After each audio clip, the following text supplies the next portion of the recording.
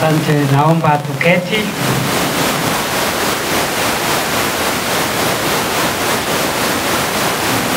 Wacha nichukue nafasi hii kutoa rambirambi kwa family na jamaa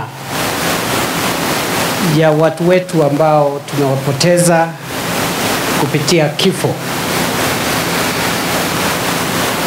Nimeona hao watu ambao wamepoteza uzima wamekuwa kati ya miaka 17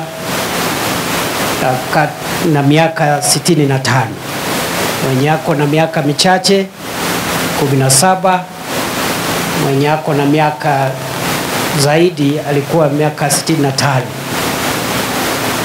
Katika hao watu wote hakuna mwenye alikuwa amefikisha ile miaka ambayo iko katika Biblia, lakini tunajua kwamba Mungu ndiye anajua vile tumehubiriwa mtu kuingia duniani na siku ya kutoka duniani.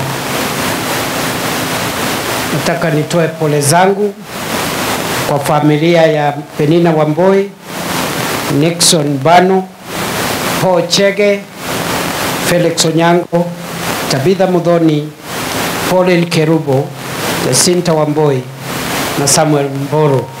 Mwenyezi Mungu ailaze roho ya hao wapendwa wetu katika mahali pema, kwa sababu maandiko hayo ndio yanasema heri wafao katika Bwana, kwa sababu watapumzika kutoka kazi ngumu za dunia hii na matendo yao mema yatawafuata mahali wameenda. Vile vile najua ya kwamba katika Zaburi Biblia inatuambia kwamba Mungu anafurahi kama ni kifo cha watu ambao wamemjua. God rejoices in the death of the righteous people. Kwa hivyo mimi nasema wale ambao tumewachwa, tumesikia vile askofu amesema. Askofu ametuambia tusiishi kwa upumbavu. Tujue ya kwamba ile mambo tunafanya, wale ambao ni wakulima, wale ambao ni wanabiashara, wanasiasa, hata wahubiri, kila mtu tumeambiwa na askofu, siku yetu inakuja, tufanye hayo mambo mengine yote, lakini pia tujitayarishe katika bahali ambao tutaelekea baada ya kuondoka ulimwenguni. Na amesema ya kwamba tusipofanya hivyo tutakuwa tunaishi katika hali ya upumbavu ama hali ya ujinga, na ametupatia example katika mahubiri yake. Leo mambo ya kusema ni machache sana, kwa sababu tumefika hapa kuomboleza. Nimekuja hapa kwa niaba ya Rais William Ruto. Amenituma hapa na pole zake na pole za serikali nzima ambayo anaiongoza. Niko hapa kwa ajili ya sisi zote ambao hatukuweza kufika, na amenituma na rambirambi zake na za serikali kwa familia zote ambazo zimeathirika, na hiyo usaidizi ama support ambaye rais ametuma nayo niko nayo hapa.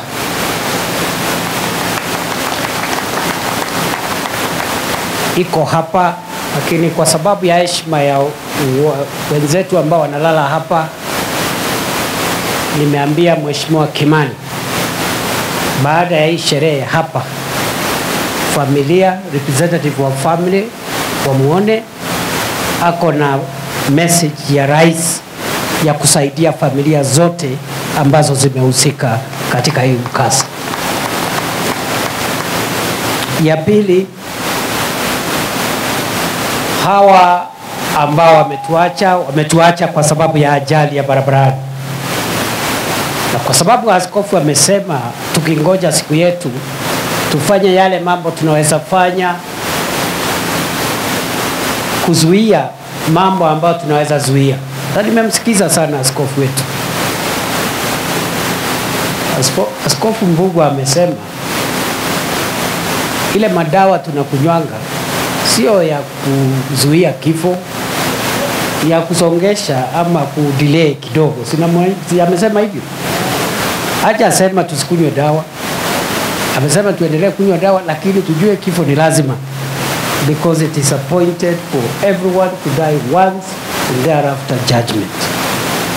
So vile vile lazima tutengeneze barabara zetu kama itatusaidia kupunguza ajali tukingojea siku ya kukufa. Niko kana tebu. Niko Bishop Arauga.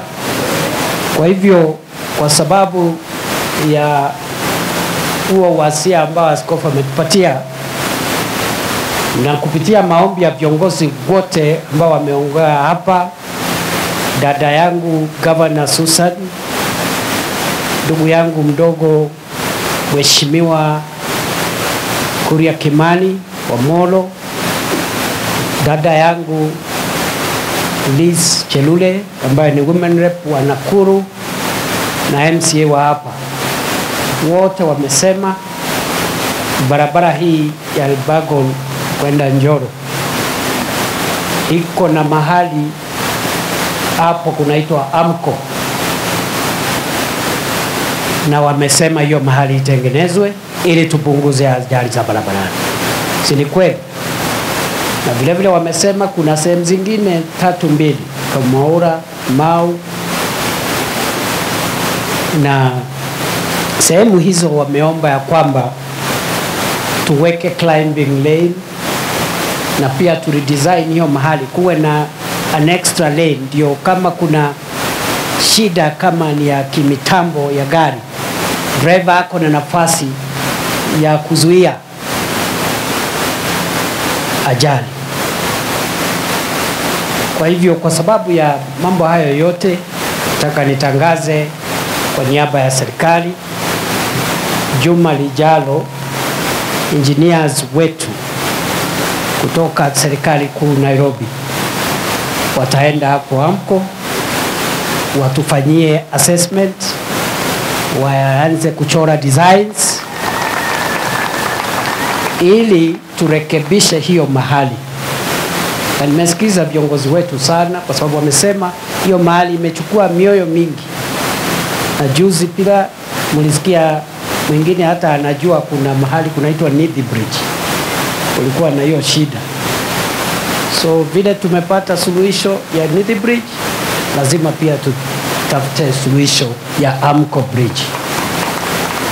Tutafanya that work, and from next week the engineers from the Ministry of Roads and Transport are directed to start making assessments and thereafter redesigning so that we can expand the road a bit and redesign that place to reduce death on the roads.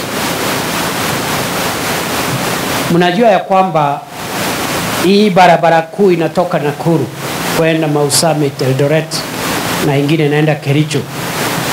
Kuna ile sehemu ya Salga vile vile ambayo watu wetu wengi wamepoteza uhai. Kuna vile tulifanya kupanua hiyo barabara kidogo, imesaidia kupunguza ajali. Lakini bado kwa usalama wetu katika hiyo barabara kuu na pia kuinua uchumi wa hii sehemu yote katikati ya Nairobi, sehemu hii ya Rift Valley kuelekea Western Kenya na Nyanza, tumekuwa tumetamani sana barabara hiyo itengenezwe iwe barabara pana zaidi, ile kwa kizungu inaitwa dual carriageway. Na mimi nataka niwatangazie watu wetu wa eneo hili, kaunti ya Nakuru, because the largest section of that road will be within Nakuru County. Sasa kutoka tarehe 1 Julai kuendelea tutaanza ujenzi, upanuzi wa barabara kuu ambayo inaunganisha Rironi pale Limuru mpaka Mau Summit, iwe dual carriageway, iwe na lane zaidi, ili tupunguze ajali, kwa sababu kuna hata huko chini Nakuru, sehemu ya Kinungi pale hapo Naivasha, watu wengi wamepoteza maisha, vile vile Gilgil na hiyo Salga. Hiyo barabara tumepata namna ya kuijenga, na wizara ya barabara imeamrishwa na rais ifikapo Julai contractor awe ground ameanza hiyo kazi. And I believe that is going to be one of the signature projects of President Ruto for the economy of Nakuru County, the economy of Rift Valley, the economy of Western Kenya, the economy of Nyanza, because many people use that road. Tunajua vile ile barabara kuu ambayo Mheshimiwa Kibaki alitusaidia, ile Thika Superhighway ya kuunganisha Nairobi na Keno, ilitusaidia kiasi. Rais Uhuru akakuja akaiongeza kidogo kutoka Keno kwenda Marwa. Tumekuta hapa Marwa kidogo tumekamilisha kama 1 year, ilikuwa imebakisha kidogo. So the signature dual carriageway for this administration is going to be Rironi Mau Summit, and from July that contract and that project is beginning. That will serve the economy of Rift Valley, both North and South Rift and Central Rift, Western Kenya and Nyanza. Itaboresha biashara, italeta nafasi za kazi kwa vijana wetu wengi ambao hawana kazi, na tumesema mahali barabara inapitia kazi zipatiwane kwa vijana wa sehemu hiyo. So that stretch within Nakuru County, the majority of the jobs should benefit the young people of Nakuru County, because that is the government policy. Government projects must benefit local communities. Kwa sababu leo ni siku ya mazishi, wacha tu tuseme ya kwamba pia reli yetu ambao Rais Uhuru alikuwa ametoa reli kuu kutoka Mombasa ikafika Nairobi na baadaye ikafika Naivasha. Rais William Ruto anataka kusongesha mradi wa reli ya Kenya ili nchi yetu uchumi uinuke na iwe nchi ya kisasa, ipate maendeleo zaidi. Na vile vile tumepata namna ya kuongeza hiyo reli SGR 2B and SGR 2C. Laini moja itoke pale Narok pale Naivasha, ipitie Nakuru Baringo, iende mpaka Eldoret, ndio iende mpaka Malaba. That is 2B. 2C teremkie Narok hapo mpaka Bomet, and from Bomet Nyamira kidogo ingie Kisumu, and we hope the two will connect uko mbele as we go to Uganda. That is also a project we want to start in the shortest time, God willing. Hizo project kubwa ni za kuinua uchumi kijumla, na mambo kama haya yanasaidia kuinua uchumi wa Kenya. Mmesikia ya kwamba 2022 wakati Rais Ruto amechaguliwa, Kenya ilikuwa nchi nambari 8 kwa ukubwa wa uchumi barani Afrika. Lakini mwezi huu Benki ya Dunia na mashirika ya kifedha ya dunia imesema uchumi wetu umesonga kiasi hatua 2. Sasa Kenya iko nafasi ya 6 katika bara la Afrika kwa ukubwa wa uchumi. Imepita Angola na Ethiopia. Na hiyo kazi sio sisi tumefanya, hiyo orodha inafanywa na World Bank and international institutions. Sio hata ni opinion poll ya serikali. It's not an opinion. That is the situation. Kenya now is the 6th largest economy in Africa. In the last 2 years, it has overtaken Ethiopia and Angola. We are making progress in the next 2 years to go to number 5, number 4, tukisonga mbele tukielekea huko number 1. Hata kama tutafikisha huko, wale watakuja nyuma yetu wataendelea. Because I've already told you, kazi ingine ilifanywa na Kibaki, ingine na Uhuru, ingine inafanywa na Ruto, na huko mbele wengine wataendelea. Kweli si kweli? Tumejaribu pia kuhusika katika uchumi wa nyumba, what we call household economy, kwa sababu the major project kubwa ni ya uchumi wa jumla, lakini pia tungetaka kuboresha uchumi wa rejareja, household incomes. Ndio naona tunakazana na maneno ya job creation, ICT hubs zile tunajenga, kutafutia vijana wetu kazi, wapate pesa kidogo, kazi kwa mtandao, kazi kwa affordable housing projects, kazi kwa market constructions, short-term jobs, long-term jobs, permanent jobs, any job we can get. Kwa sababu wakati tunaomba kura tulisema kazi ni kazi. Kuna kazi kidogo, kuna kazi kubwa.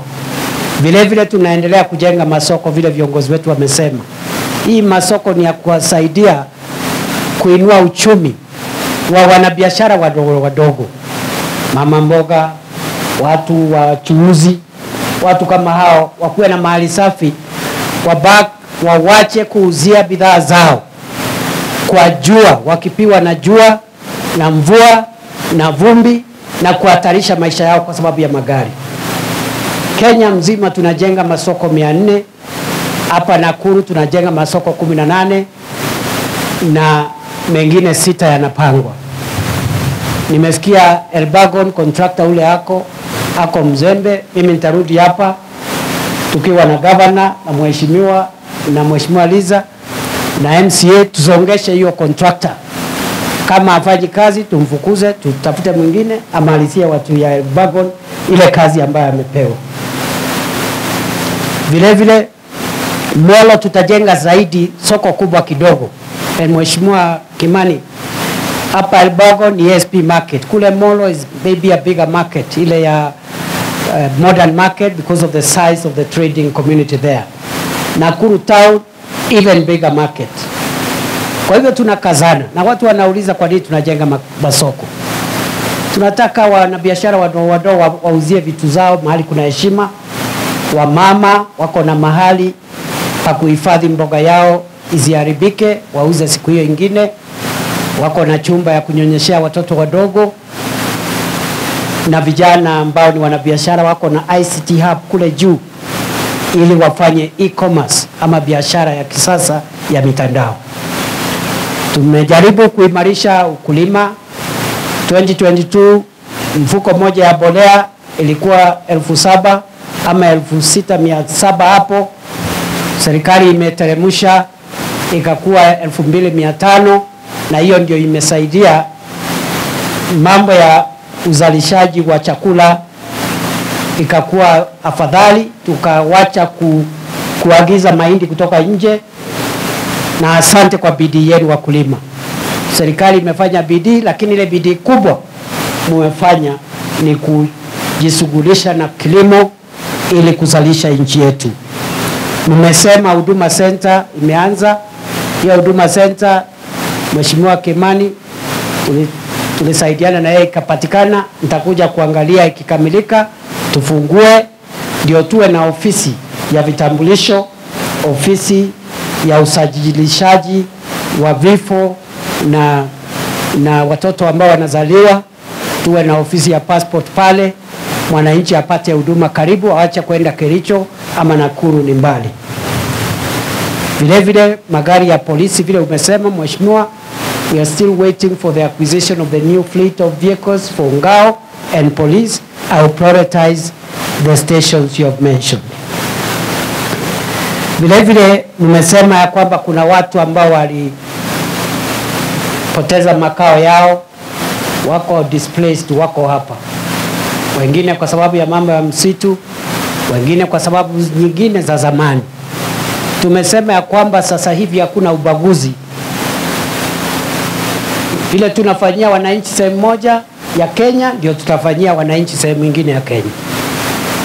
Kwa hivyo nakubaliana na mheshimiwa governor na wale viongozi wengine wameongea akiwemo MCA. Lakini njia ya kusuluhisha hiyo shida sio viongozi kwenda kuchochea wananchi bila hata kutoa suluhisho.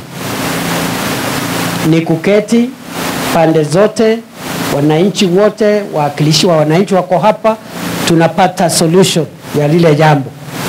Governor amesema vile tumefanya pale Dundori, if it works in Bahati, it can work in Molo. Kweli si kweli? Kwa hivyo hakuna mwananchi ataendelea kuumia kwa sababu ya kupoteza makao. Mimi nataka niseme vile governor ameomba. Leo ni Ijumaa. Naomba Jumatano asubuhi na mapema governor na viongozi, mheshimiwa na viongozi wale wengine, mchukue MCA na wawakilishi wa wananchi, mkuje ofisini Karen, tutafute solution ya makao ya hawa watu. That is the work of leaders. The work of leaders is to find solutions to the problems affecting the people, not to move around inciting members of the public and offering zero solution. Si namna hiyo? Si tutafutia watu yetu makao? Tutafutia watu yetu makao. Governor amesema hao watoto wa Elbagon DB wako na shida ya bus, nitanunua hiyo bus. Vile vile nashukuru governor kwa ile kazi unafanya. Huyu mama amejaribu, anaendelea na kazi ya uongozi na pia hajasahau hata hii kazi ya nyumbani, kwa sababu lazima kila kitu iendelee at the same time. Only a lady, only a woman, only a mother can multitask. Si kweli? Sisi wanaume hatujui kufanya mambo mengi at the same time.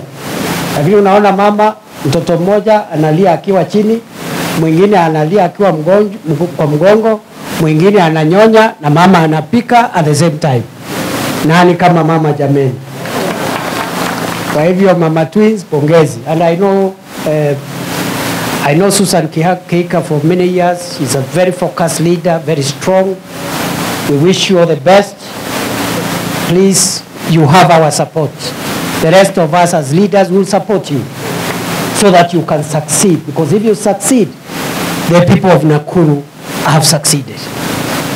Na nashukuru waheshimiwa na MCAs na MPs, because while our sister was away, amukuchochea wananchi hapa. Mlingojea na amerudi, na ile mambo ambaye labda ilikuwa slow down ataharakisha, tutampatia tailwind, itasonga kusonga, tumalize mambo ya agenda ya wananchi. Nataka niseme kwa ufupi, tumesema ya kwamba wale watoto walifanya mitihani. Kuna shule nyingi zimekataa kuachilia stakabadhi ya watoto wetu ambao wamefanya mitihani. Wewe ukiwa principal ambaye unaendelea kukaidi amri ya serikali ya Kenya, nataka niseme ya kwamba unahatarisha kazi yako. And we mean business. All principals, head teachers, heads of educational institutions must release, and I say must release, certificates of all the children of Kenya. Alafu tuwache tukifuatilia mambo ya madeni. And it is not a joke. Najua waziri amesema, mimi nimesema kama naibu wa rais, rais amesema. It is not an option. We are not requesting you. We are directing all heads of institutions to release certificates for the children of Kenya. And then we can follow up about the issue of payment of fees arrears as a separate issue. Hakuna mahali hakuna pending bills. Tumekuwa na pending bills kwa barabara, tumekuwa na pending bills everywhere. So principals, don't take this lightly. And for your information, just in case you have forgotten, the Deputy President is the immediate Minister for Interior. So nikisema ni amri, ni amri. Na naongea kwa niaba ya rais na kwa niaba ya serikali. Principals, let's not play monkey games. Na najua kuna wengine wajeuri. Please, mama, baba ya mtoto, mwalimu ambaye amekataa na principal, report to your assistant chief, let us know, tujue kama Kenya iko na serikali ngapi. Serikali ya Kenya ni moja, so mungetaka watoto wetu wapate certificate, lakini madeni tuwache tukidaiana, kwa sababu the fact that the parent didn't pay means they were not able to pay. So it's up to us as a country to find out how we sort out the school. Sasa kukataa na certificate inasaidia shule namna gani? Na huyo mtoto hata yuko hapo, halali shule, akuli shule. So you have to contend with the situation as it is. You cannot punish a student who has already finished school. Niseme vile nikimalizia ya kwamba huyu mheshimiwa anaitwa Kimani Kuria ni mheshimiwa kijana, but we have a lot of respect for the member for Molo.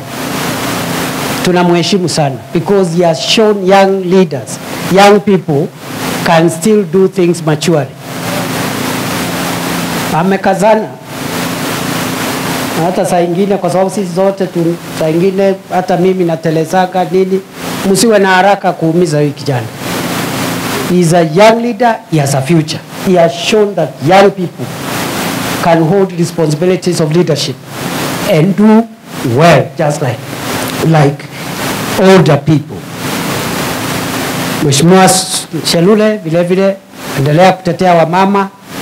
Nimesikia governor na wewe na MP mmesema vile nafanya empowerment kila kwingine, hata hapa Molo tuwe na empowerment program ya kusaidia hawa wanabiashara wadogo wale tunajengea masoko wapate stock. Lakini you must be in registered organizations, circles and registered groups. Hatutaki tu kuwasaidia hivyo, kwa sababu hiyo pesa itaenda ipike chapati, ingine mzee achukua aende atumie akipitia huko akienda nyumbani. So they must be registered groups and circles so that you empower the communities from the grassroots. Na kuna watu nimesikia wameanza kupinga hiyo mambo. As we are called Kenya Kwanza, we believe in bottom-up economic transformation of the people of Kenya. And you transform the economy from those who are at the bottom of the pyramid. Ule ambaye ako na shida na hiyo program ajitokeze aseme tusisaidie mama mboga, tusisaidie watu ya bodaboda, ati wakae hapo wakingojea siku ya campaign ndio mwanasiasa anawaletea reflector. Vijana wa bodaboda ndio analetea mama mboga apron ya shilingi 20 na kuwapatia shilingi 100 kupigia kelele ule mwanasiasa mnashindana naye. Those are old fashioned politics. So sisi empowerment tutakuja hapa Molo kulingana na vile wananchi na viongozi wameuliza. Mwisho kabisa, unajua kuna mambo inaendelea Kenya ya siasa, and there is nothing wrong with politics. Siasa ni mzuri, sio lazima sisi zote tusikizane politically. People are free to hold different political opinions. Ile tu tunasema hatutaki uchochezi, hatutaki kugawanya wananchi, because we have been there before and we know how painful it is to incite the public against each other, to bring division, violence. Those politics of violence, division, incitement are old-fashioned politics. We must resist those politics as a country. Na wale wanaunda vyama, there is no problem. Kila mtu aunde chama, ule anataka kuunda chama, there is no problem. Lakini wacha kusema hii ni chama ya kabila hii ama dini hii, kwa sababu utatenganisha wananchi. Sema hii ni chama ya Wakenya wote, ile ingine ikuwe ni ya Wakenya, alafu tu campaign. Wakati wa campaign ikifika tumenyane, kila mtu atoe record yake. Uambiwe wewe Kindiki 2.5 years ulikuwa deputy president, ulisukuma nini ikakuja pande hii ya Molo na Njoro? Mradi gani ya barabara, ya stima, ya soko ulisukuma? Ule mwingine na yeye aseme ili alifanya. Mwenye atashinda tumbariki aendelee. Ule atashindwa aende akatafute kitu ya kufanya angojee siku ingine, Mungu atamsaidia siku ingine. Mungetaka tuendelee namna hiyo? Tuendelee namna hiyo wachungaji? That is maturity. That our democracy must mature. Sio kuchemsha wananchi, na hakuna mtu hajakuwa na nafasi ya kuwa kiongozi. Wale watu unasikia wanaongea huko, hakuna mtu hajakuwa na nafasi. Wengine wamekuwa mawaziri, wengine wamekuwa vitu vingine. So everybody will account. Mimi nitaulizwa, wachana na hii ya deputy president. Wewe ulikuwa minister for interior, ulifanyia Kenya nini? Taeleza ile kazi nilifanya kuokoa maisha pale Lamu, Boni Forest, ambao Al-Shabaab ilikuwa inapiga wa Kenya kila wiki. Nilikuamilia hapo. Na hao watu wanaeneza ukabila wajue ya kwamba you are endangering the country. Wakati nimepika hapo Lamu, nimekuta nusu ya watu pale ni watu wanatoka mahali mimi natoka, lakini wanaishi pwani. Huko ndio kwao, walizaliwa huko. Kwa hivyo ukileta uchochezi hapa, unaadhiri watu wengine ambao wametoka hapa, ambao wanaishi mbali na huko ndio kwao. Ni lazima wakae huko kwa amani na wale watu wamekuta huko. Mimi nitatoa vile nilifanya nikiwa interior. Hii North Rift nilijaribu kunyoroshana na banditry kiasi. Nilinyorosha hiyo kitu. Siku hizi passport inapatiwanwa every week. See, I'm giving an account for myself. So mwingine alikuwa kitu ingine aseme. And I'm very careful now as deputy president. I know every part of Kenya wants by the end of this term, before we go for re-election, they want to know what, individually as deputy president, of course with the support of everybody else, what is it that I have managed to push through for the people, and not the people of one area, the people of all the areas of Kenya, because ile kiti nimekalia ni kiti ya kusaidia Kenya nzima. Kwa hivyo watu wetu, mimi sitaki kuongea kuzidi hapo. Mimi sinaanga mambo mingi. Hata nimeona watu wengine wanaongea maneno huko, me have no issues. Right? Unajua kuna watu wamejaa kiburi, ujeuri, maringo, madharau. Hii dunia tumehubiriwa sisi zote tulalala tutaenda. Na hakuna mtu atabeba zozote. Anything. We will not carry anything from this world. So mimi nimetosheka. I am contented. Saa ile niko na hii nafasi, najaribu kusaidia rais, ndio tuwe na kitu ya kuambia wananchi. Hiyo mabarabara nimesema, hiyo bridge mimi naenda kufuatilia. Hiyo mambo ya watu wetu ambao walifurushwa makwao, naenda kufuatilia wapate haki yao ya kupata makao. Hiyo gari ya polisi imeombwa, naenda kufuatilia. Hiyo masoko imekwama, naenda kufuatilia. Tukishikana na hao viongozi wetu hapa. Sio ndio kazi ya naibu wa rais? Sio ndio kazi ya naibu wa rais? That is the work, to support the president, to help him. Akisema amri, mimi ndio wa kufuatilia, ndio itekelezwe. Mradi ukijaa, rais anakuja anafungua. Wale wanapigana na rais ni upinzani. Wale wanapigana na rais ni wale wa opposition. So mimi as deputy president, my job description as I understand it, ni kuvurutana na maneno ya maendeleo, nisaidie rais ndio tutetee serikali hapo mbele. Kwa sababu kuna mtihani hapo mbele.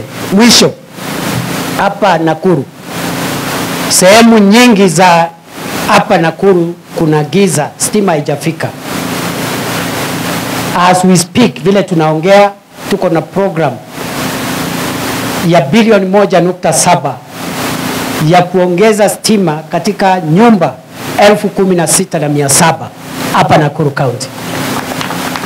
Wacha nirudie. As we speak, in every constituency of Nakuru County, we are engaged in last mile connectivity to make sure as many people as possible, as many households get connected to power.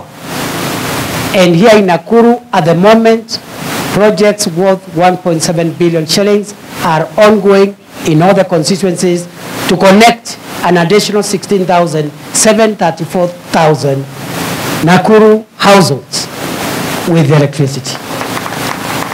Na hiyo story yote ikimalizika, rais anakuja anafungua hiyo miradi, alafu anaomba kura siku ya kura, sio saa hii. Saa hii ni maneno ya maendeleo. Kwa hivyo Kwa heshima kubwa nataka nikomee hapo. Mimi nimeamua sasa napiga round namna hii, naenda Northern Kenya, Nyanza siku 2. After 14 days niko hapa Nakuru. Nirudi nisirudi. Nimekaribishwa hapa Nakuru ya ukweli, kusukuma mambo yenu, kusukuma barabara zenu na stima na masoko na barabara. Wacha nione wale wanasema nimekaribishwa hapa. Na hii mambo yote ikitendeka, basi rais atembea hapa ndio atengeneze, open na commission those projects. Kwa hivyo nawashukuru sana. I wish you all the best. Condolences to the bereaved families. Ile mambo ambayo governor ataweza afanye, ile labda atahitaji tumsaidie, mimi niko chonjo, niko tayari. I'll step in. Na ile itanishinda tupelekee rais. Si namna hiyo? There is nothing impossible because God will enable us to stand with our brothers and sisters for the loss of their loved ones, and I pray that the Almighty God will rest these souls in eternal peace. Asanteni sana. Mungu awabariki.